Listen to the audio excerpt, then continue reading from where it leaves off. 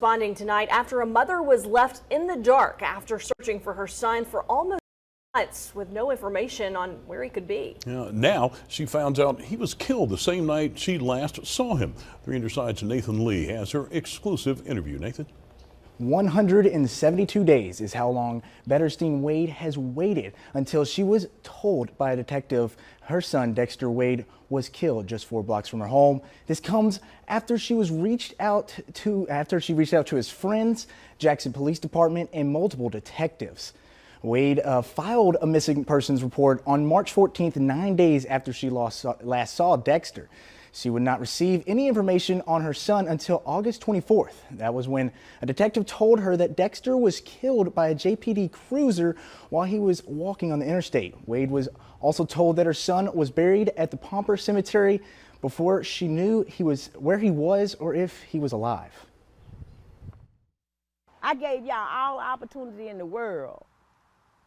I mean, if they didn't even do it the 14th, before they even put him in the ground, they had the opportunity to come to my doorstep and say, Miss Wade, we getting ready to bury your son. I had to buy him back from the state. I had to pay $250 just to get his body rights back. Wade says they will be moving Dexter's body from the Pomper Cemetery.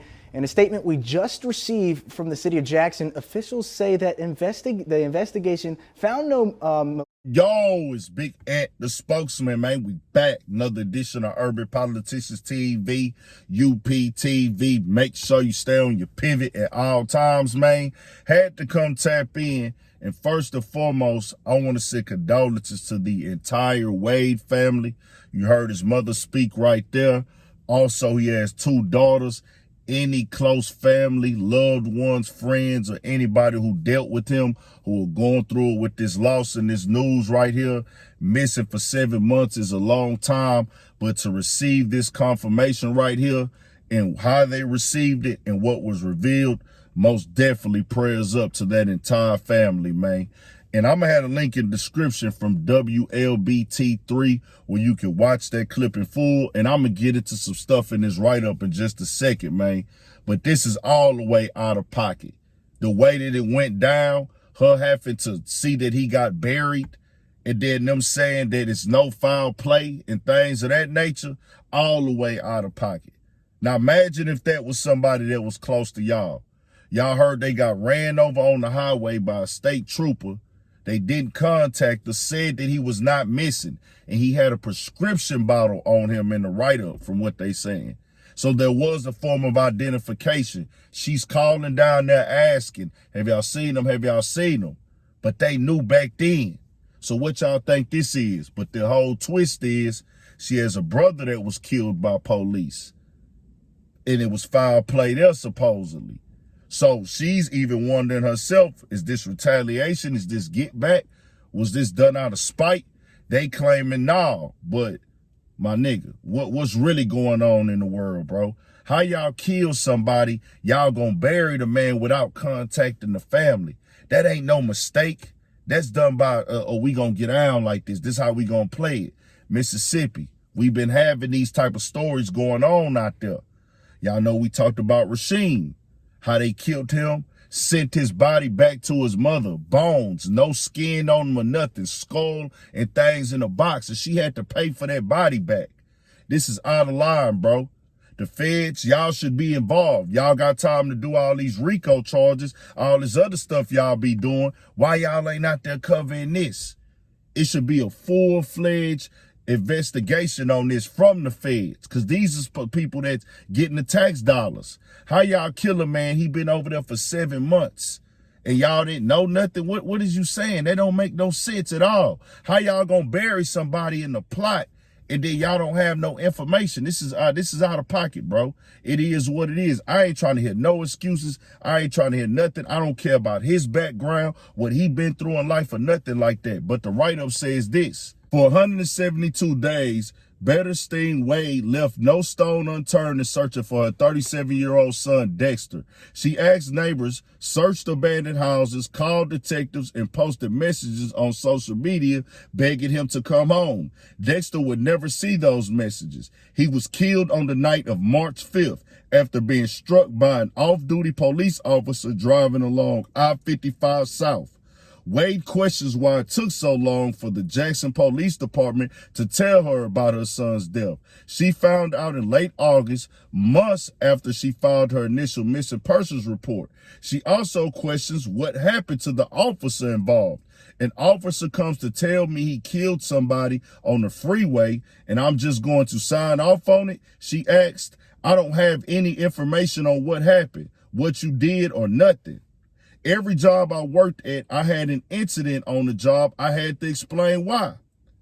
Wade says she filed her missing persons report on March 14th, days after the Hinds County Coroner's Office was able to officially identify Dexter's remains. When police stop you, the first thing they do is go run your name, she said.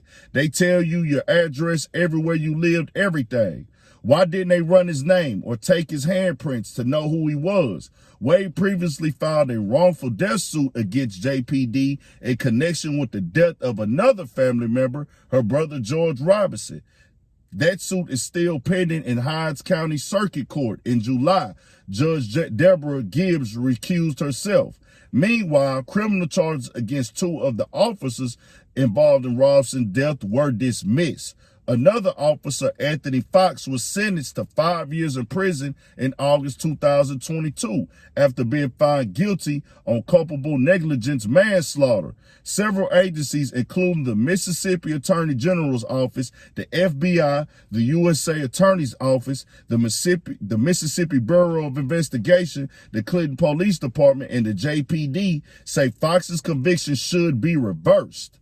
According to an NBC News investigation, an investigator with the coroner was able to officially confirm Dexter's identity and determine his next of kin by March 8th. For her part, Wade says coroner's office officials told her they knew who Dexter was on the night his body was brought in. All the time I was calling and wondering where he was down in the morgue. Had a name on him, she said. I know they just couldn't miss that. Prescription bottle aside, she believes that because Dexter was a convicted felon, his fingerprints should have been on file. Dexter did multiple stints behind bars, getting out of prison the last time back in 2017. After that, Wade said she noticed a change in her son, who was eventually diagnosed with schizophrenia and bipolar disorder. When he got out on his medication, he stopped, like going places and doing things. She said he was basically at home all the time, selling little knickknacks, selling little freeze cups and little potato chips. Through collaborative efforts, they were able to close the missing persons case by identifying Dexter Wade as the pedestrian who was killed. She said, while in this very, very tragic and unfortunate accident, our investigation found no malicious intent by any Jackson police staff. Coroner Sharon Grisham Stewart was unavailable for comment. Wade now hopes to give her son a proper burial. She recently visited the county's paupers burial ground, where NBC News says she was able to see her son's grave for the first time. She recently paid $250 to claim her son's body, which is currently resting under grave marker number 672. To put your child, to bury him like that, and they knew that one of their officers had hit him, she said, I could have understood if it was somebody shot him on the street. It's just so much. And there's several write-ups on this. But if y'all think that I'm going to believe that's how the game go, y'all crazy. It's the same thing that we seen already. We covered here before, man. Mississippi, y'all crooked as hell. And I tell y'all about them certain states, man. Louisiana, Mississippi, Alabama, them the main three. Of course, the whole side move and operate like this in certain little towns and things like that.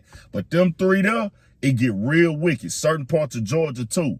Of course, Florida also. Of course, all the southern states, Tennessee, North Carolina, South Carolina, everything. But them main three, Louisiana, Alabama, Mississippi, this is what they do. kill you, cover it up, still dirty, my nigga. They still moving in them old times. This is terrible, bro. Ain't no family supposed to be having to get no information like that. Y'all killed the man, buried him in the ground, and y'all had identification back in March, but y'all missing this in the system? Nah, man, the play was in and the play was ran. But one thing about running the play gonna eventually get snuffed up because y'all done ran it so many times. And once they can sniff the play out, it's real. I call on the FBI. What y'all gonna do? Y'all run the government. Everybody needs to be up on this. I can only raise awareness, but I'm gonna tell you like this right here, bro. I'm on whatever when it come this type of time. If I'm there and it's in my face, it ain't going down like that there. We gonna stand on it, bro. And I'm gonna speak out against it every time. But tell me what y'all think. We got more coming, more videos. Prayers up to the entire Wade family once again. 2 daughters, man, who gotta live with that with the rest of their life to know what happened to their pops. That's tragic for real, bro. God bless, for sure.